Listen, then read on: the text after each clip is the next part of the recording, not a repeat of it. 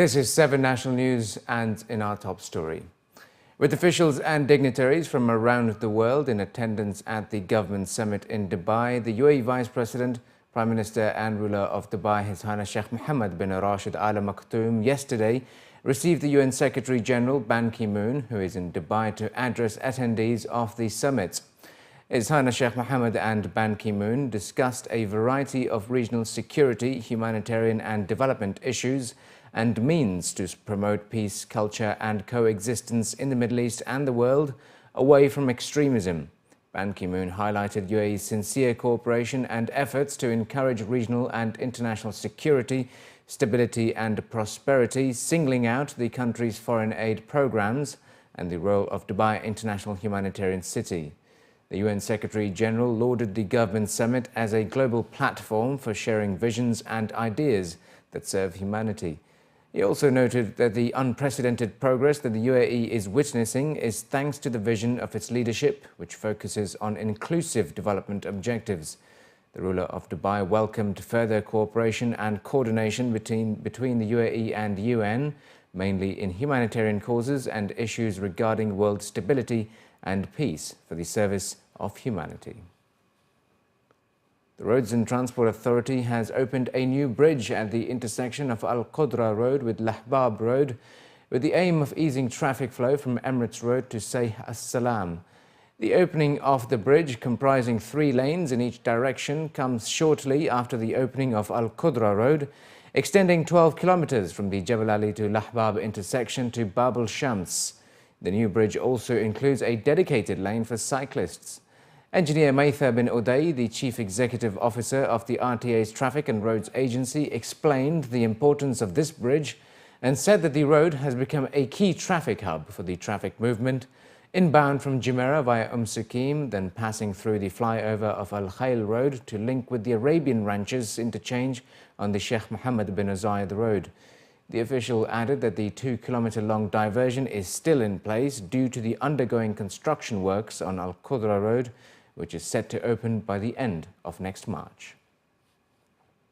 The Ministry of Higher Education and Scientific Research has stressed its role regarding the issue of adjusting fees for courses offered by private educational institutions in the country. According to an article published by Emirates news agency WAM, the director of the Commission for Academic Accreditation at the Ministry stated their role aims to ensure that institutions commit to what is stated by them in its official publications, since it represents a contract between the institution and the student. The ministry official pointed out that the cost of a program is determined by many factors, the most important being the degree granted by the program, the extent of the demand, the needs of the labour market, the need for specialty equipment such as laboratories and equipment, plus the cost of bringing faculty from abroad, especially in foreign universities that open a branch in the UAE. The fees reflecting these costs should be posted in admissions and registration offices in order to give prior knowledge to the students.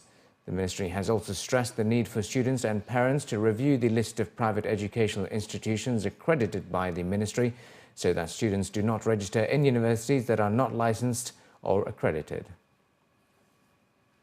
Preparations for the annual cultural festival in Abu Dhabi are in full swing as the Qasr Al Husn's Cultural Foundation building has been restored for the public. The doors of the historical fort were opened for the media days ahead of the annual Qasr Al Husn festival, which returns for a 3rd year starting tomorrow. Nestled amongst the bustling streets of Abu Dhabi, the 250-year-old fort has been the symbol of the capital's history and growth. Built during the 18th century, Qasr Al Husn was the ruling family's home during the early years of the emirate. According to the organisers, this year's festival will offer visitors a unique insight into its restoration programme, with opportunities for guided tours of the fort's living quarters and understand its historical significance. From the 11th to the 21st of February, the fort will once again be the venue for celebrating the Emirati culture, as it also aims to revive the past memories of the emirate as well as its significance in developing the cultural scene. With the theme of this year based on a fusion of traditional and modern heritage, organisers say that the visitors will be taken on a journey through the past, present and future of Emirati culture through a range of artistic performances and culturally themed exhibitions. we will never forget, of course, the reason for the Qasr al-Husn Festival, which is the side of the traditional heritage for this year's festival, Qasr al-Husn, with its new edition for the Qasr al-Husn exhibition, and its new edition for the fourth tour that now gives access to the public to areas that were not open before, such as the living quarters. Of course, we never forget the mediating landscape in between, with all of the festival zones, with a new methodology for called experience clusters, where you can experience one thematic of any of the environments of Abu Dhabi in that one space. And in preparation for the start of the festival, authorities in Abu Dhabi have announced several road closures from 1:30 p.m. to 6 p.m. on Wednesday. Authorities have announced that Sheikh Rashid bin Said Street will be closed between Al Falah Street and Zayed I Street.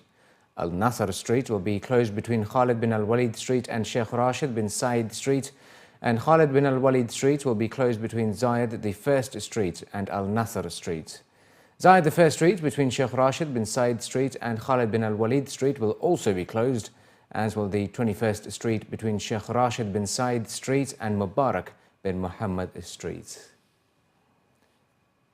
And as part of their efforts to encourage the community to lead a healthier lifestyle, Abu Dhabi Sports Council has announced the launch of Al Fursan Sports Challenge. Beginning on the 27th of February, the Al Fursan International Sports Resort will be the venue for a series of competitions until the end of April, as part of the Healthy Living campaign.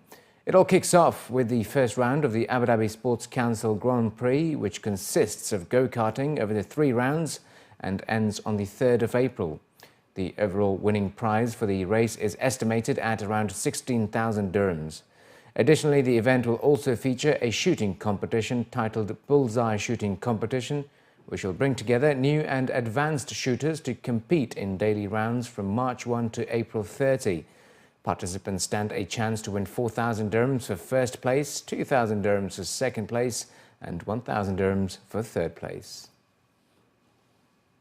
And finally, in the bulletin, known as the world's largest food and hospitality show, Gulf Food, it's a time for thousands of exhibitors to launch their new products in the UAE. There is one such exhibitor who aims to add a little sparkle to breakfast tables. Based in a little Welsh town called Cersos Powys, Joanna is in Dubai for her first trade exhibition and is aiming to introduce her homemade marmalade containing edible gold flakes. Labelled as Radnor Preserves 23-carat gold marmalade, the founder of the company produced it specially for her outing in Dubai. One may be amazed and concerned at first glance, however, it possesses an extraordinary taste. Exhibited in different sizes, Radnor Preserves is participating at this year's exhibition, bringing handmade marmalade, preserves, chutney and jellies from Wales. With high hopes of making it to the shelves of the stores in the country, Joanna says that the gold marmalade caters to those who are looking for a luxurious start to their mornings. It's a 23-carat gold leaf marmalade with edible gold in it, so it's especially, I thought, would appeal to everyone here in Dubai. The peel is all hand-cut, so which makes a real difference to the flavour. So, I mean, it's a very labour-intensive exercise, but nothing is done by machine. It's all, so you can see the sort of whole pieces of peel there, and that really improves the flavour and the quality of the product as well. Well, it doesn't, it's completely harmless. And I think it's supposed to actually be very good for you as well. I think it's good for arthritis to ward it off. And also it's a rather beautiful thing to be eating. So it sort of gives you a sparkle to your breakfast table.